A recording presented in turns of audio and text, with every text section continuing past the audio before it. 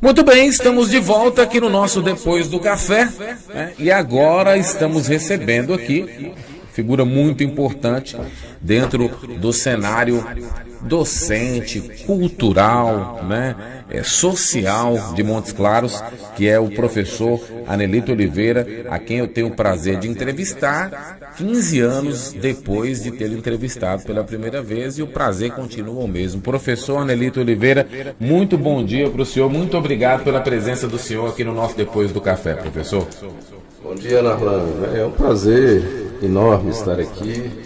Bom dia a todos os telespectadores. Então, professor, bom, vamos. Nós temos nós temos um evento extremamente importante que acontece hoje, né? Que é o lançamento de mais um livro, né, Os Acampamentos Insustentáveis e Degredo, poema Fronteira. Mas antes de falar sobre o lançamento desse livro, mais um da sua brilhante carreira de escritor, além de tudo aquilo que o senhor representa e faz, eu gostaria de falar sobre isso mesmo, né, professor? Sua atuação, né, da sua competência como professor, isso aí a gente não tem nem o que dizer, mas a sua atuação dentro do cenário de Montes Claros, da representatividade, eu queria que o senhor falasse um pouquinho sobre isso. Pois é, Narlan, já são muitos anos, né, desde o meu retorno, na verdade, a Montes Claros, né, em 2004.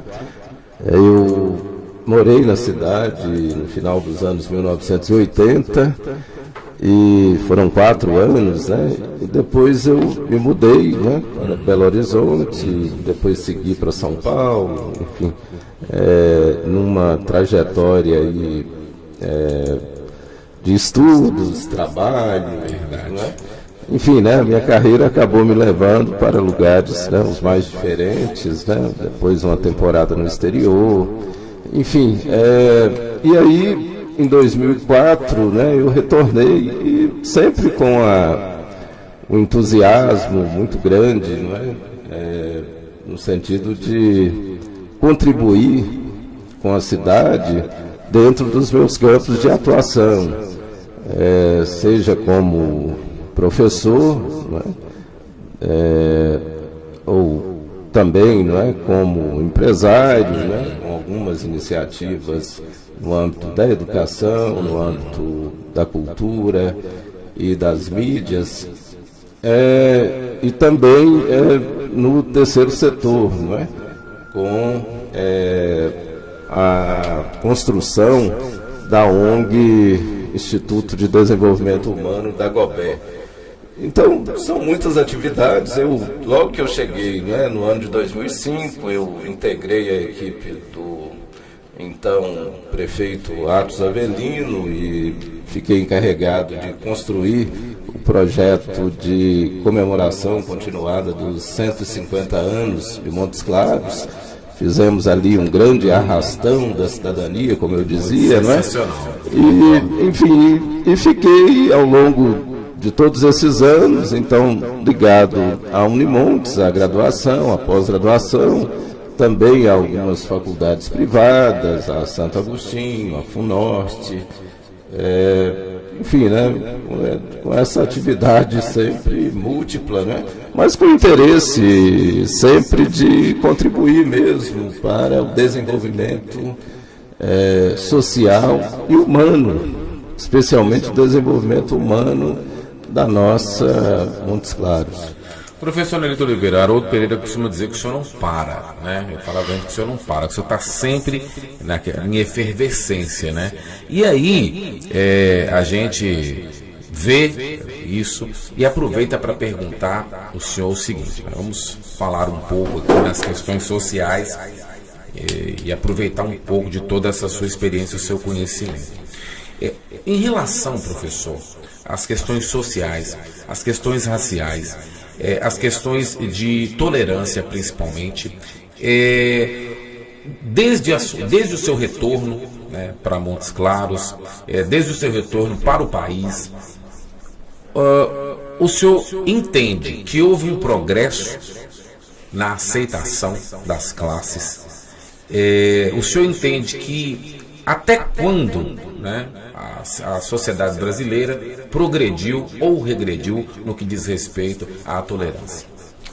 Sem dúvida, Narlan, para nós, eu que cresci nos anos 1970, em plena ditadura militar, realmente o que aconteceu a partir do final dos anos 1980, com a nova Constituição, com a redemocratização do país, de lá, desses últimos 30 e poucos anos, né, de lá para cá, muita coisa mudou, até porque o mundo mudou, não é? E o país não poderia deixar de mudar, não é? E toda mudança tem aspectos positivos, como sabemos, mas aspectos negativos, né? Eu gostaria de ressaltar que o que permanece, no meu ponto de vista, como aspecto negativo dessas mudanças, né, que nós tivemos no Brasil, é exatamente o racismo, né, que é estrutural no Brasil. O racismo faz parte, não é, do alicerce da sociedade brasileira, né, alicerça a vida sociopolítico-cultural brasileira, e, lamentavelmente, o período de democratização, de redemocratização do país, todas as mudanças que vieram, não foram capazes assim de enfrentar o racismo, não é, em sua gravidade. Que gravidade é essa? É exatamente a exclusão dos negros e negras. Então, isso permanece como um dado na sociedade brasileira. Nos últimos anos, né, nós tivemos uma explicitação ainda maior, não é, desse problema, não é? Hoje nós temos um governo federal, né, que se viabilizou, inclusive, explicitando o seu racismo, não é? Nós temos hoje, portanto, assim, né, um cenário que nos leva muitas vezes a uma, digamos que até uma certa tristeza, né, eu não nego, né, um certo desalento, né, diante dessa permanência do racismo como uma espécie de razão social no Brasil. É como se a sociedade brasileira tivesse que manter esse veio racista, não é, como forma de se organizar. Então tudo passa, de fato, quando nós falamos em desemprego, em precarização do sistema educacional, destruição, né, para ser mais preciso, do sistema educacional público. Quando nós falamos, né, dos problemas que permanecem, né, no campo da saúde, mesmo em questões assim infraestruturais, não é? Nós estamos falando especialmente de racismo institucional, não é? Que vem a ser uma razão, não é? Ali estruturante das instituições. Então, quando andamos para uma cidade como Montes Claros, o que eu faço bastante, porque eu realmente não tenho, né, digamos que essa coisa de me acomodar com o centro das cidades, né? Então eu ando muito também, né, pelas periferias, né, pelas margens da cidade, como eu prefiro dizer. E aí nós percebemos como que as políticas sociais são seletivas, como que elas ficam muito no centro das cidades. Isso não é um problema exclusivo de Montes Claros, na verdade isso está pelo Brasil afora. E isso veio a ser o racismo institucional, não é? Nairlan, interrompendo aqui, olha, uma observação muito interessante. Eu estou recebendo aqui pelo meio de uma esposa até de um amigo meu aqui, a Márcia Delgado Carvalho, professor, que ela coloca o seguinte: ótimo, somente agora chegam as sapatilhas de balé para peles negras. Veja só o que ela coloca, que já existem faz tempo em outros países. Brasil é atrasado demais. Sem Olha dúvida, essa né? observação. Como é que é o nome dela aí? Márcia Delgado Carvalho. Sem dúvida, não é? A discriminação no Brasil é monstruosa. Estamos, é claro, em novembro, né, no mês da chamada consciência negra. É preciso sempre ressaltar que datas como essa, do dia 20, né, de novembro, da consciência negra, só existem, não é, para afirmar, não é, que há um problema, que há, no caso, não é, um racismo, não é? Ou seja, não se luta contra aquilo que não existe, não é? Na verdade, é o fato de haver racismo que justifica, não é, essa data, não é, do 20 de novembro, né, que é uma referência, como sabemos, né, ao esquartejamento de Zumbi dos Palmares. Professor Anelito, o senhor falou de racismo explícito, né? Essa explicitude aí do racismo. A gente tem visto dentro do cenário mundial uma ascensão de governos de extrema direita em diversos países no cenário. Há uma relação, pode-se fazer uma relação dessa ascensão, dessa mudança do cenário político mundial com talvez o acirramento das questões racistas em diversos países? Dá para fazer essa ligação ou uma coisa não tem nada a ver com a outra? Sem dúvida que tem a ver com a outra, né? Porque a perspectiva de direita, não é? E especialmente a perspectiva de extrema direita, tem como um dos seus impulsos fundamentais o racismo, ou seja, a compreensão de que há uma raça superior à outra, não é? De que, no caso, a raça branca é superior à raça negra.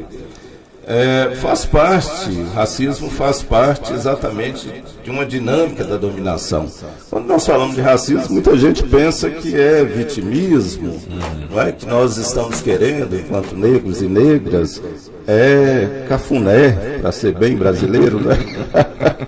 Que nós estamos querendo mimo, elogios, né? Mimo, não é? Privilégio, tapete vermelho, não é isso? Mas não estamos falando de nada disso, nós estamos falando de dados como esses que todos sabemos aqui, quem se preocupa em se informar sobre a questão, sabe que a carreira de um profissional negro, de uma profissional negra, por mais que esses profissionais, né, negros e negras, sejam competentes, esforçados, essa carreira tem, em relação à carreira de não negros, não é? Geralmente tratados como brancos, não é? Tem um retardo, não é? Tem um atraso, não é? Uma diferença aí, não é? Em termos salariais, não é? Então, em outras palavras, por mais que nós nos esforcemos, nós não conseguimos ter o mesmo reconhecimento de não negros. Então isso, qualquer estatística vai mostrar, não é? Há muitos e muitos anos tem mostrado. Então, quando nós pegamos as instituições brasileiras, não é? E partindo assim de uma realidade que nós conhecemos, né? Todos nós, basta se lembrar do nosso tempo de escola e tentar encontrar assim, né, quantos professores e professoras negros, né, nós tivemos, né, ao longo desse trajeto. Basta olhar as universidades brasileiras e ver quantos reitores e reitoras negros e negras nós temos. Agora, basta olhar os três poderes estruturantes da República, o Legislativo, o Executivo e o Judiciário, para ver quantos negros e negras nós temos. Ou seja, nós temos aí o IBGE mostrando hoje, né, depois de muita luta do movimento social negro, mostrando que a maioria da população brasileira é negra, que o Brasil é o país que contém mais negros depois da Nigéria, não é? No mundo.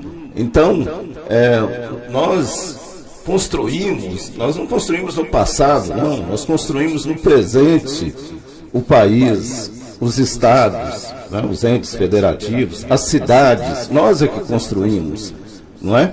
Se olhamos por toda parte de uma cidade, né, nós vemos negros e negras trabalhando, especialmente naqueles trabalhos menos valorizados, que são tão importantes como quaisquer outros trabalhos.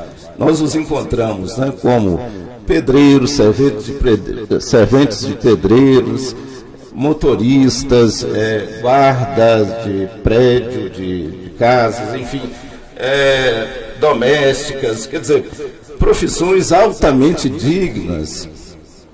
Todo trabalho é digno, evidentemente, não é?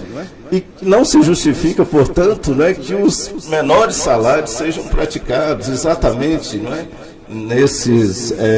para esses profissionais. Não é? Então, historicamente, o que nós vemos? Nós vemos a permanência de um regime escravocrata, travestido em muito discurso, não é? Escamoteado por muita retórica, de tal forma que o que nós temos no Brasil é uma continuidade desde 1889, com o advento da República, uma continuidade da escravidão, não é? De modo cordial. Nós temos aqui aquilo que eu chamo, né, um racismo cordial, não é? Dizem que temos uma democracia racial, isso faz parte há muitos e muitos anos, desde os anos 1930, especialmente, não é? Essa ideia de que aqui nós temos uma democracia racial, na verdade, que vem, né, claro, do sociólogo pernambucano Gilberto Freire, não é? Essa perspectiva de que temos aqui uma sociedade onde não há o ódio, não é, racial que caracteriza os Estados Unidos, por exemplo, né? Mas tudo isso é falacioso. Na prática, né, nós vemos o ódio na forma de quê? Da falta de emprego, da falta de um sistema de saúde que funcione realmente, não é?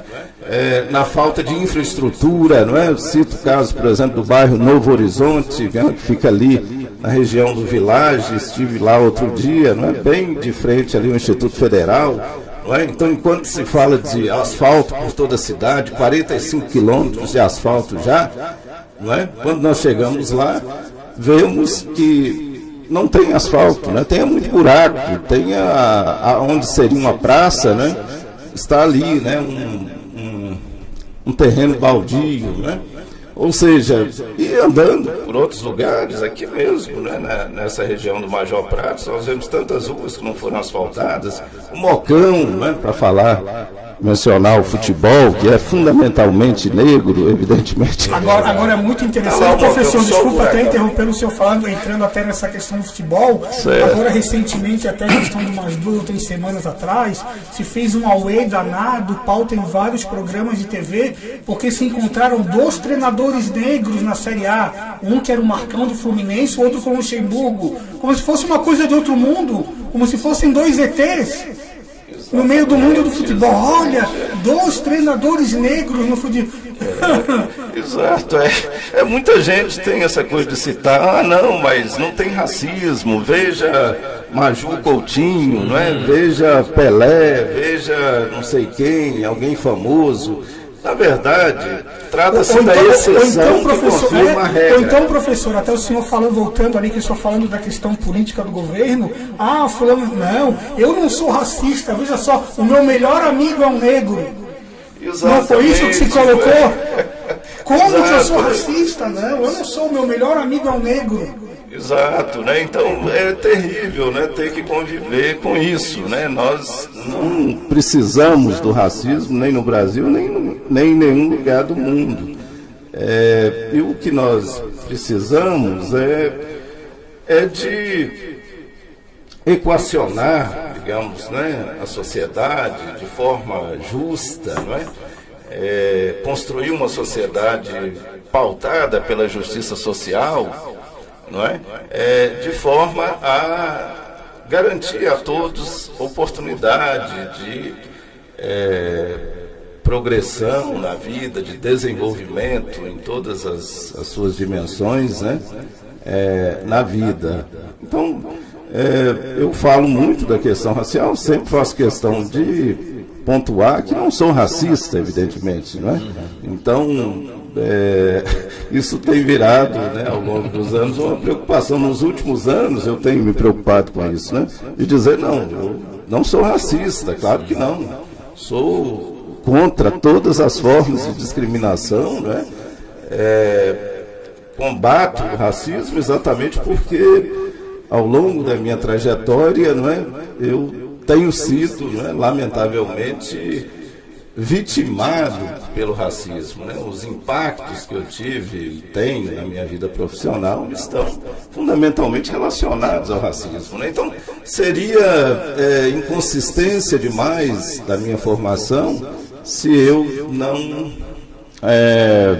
objetivasse a questão do racismo. Agora, jamais isso eu gostaria que fosse interpretado como a única coisa que eu vejo na vida, né? Não é isso. A minha experiência histórica, na verdade, assim, eu sempre fiz questão de que ela fosse uma experiência histórica rica, né? Eu me interesso por inúmeras coisas, né? Você falava de Haroldo, né? Da minha inquietude, tudo é exatamente essa vontade de saber, essa vontade de participar, não é? Sempre de maneira muito humilde, né? Não tenho certeza absoluta sobre nada na vida, né? Então é isso que me leva a estudar sempre, a dialogar sempre, a querer aprender, a querer participar. Essa é a minha linha de vida. Né? Professor Elito Oliveira, nós vamos para um breve intervalo, porque daqui a pouquinho nós vamos voltar falando exatamente das suas obras e principalmente de hoje, onde nós teremos aí mais um livro lançado, né? Os Acampamentos Insustentáveis e Degredo, Poema Fronteira. São dois, né? Não, são dois, então, Os Acampamentos Insustentáveis e Degredo. Ok, é isso aí, são dois livros, então, faça favor de corrigir na Renan Cleiton. Nós vamos para um breve intervalo, daqui a pouquinho a gente volta. Você está conferindo depois do café o Rádio Jornal, onde Montes Claros é notícia.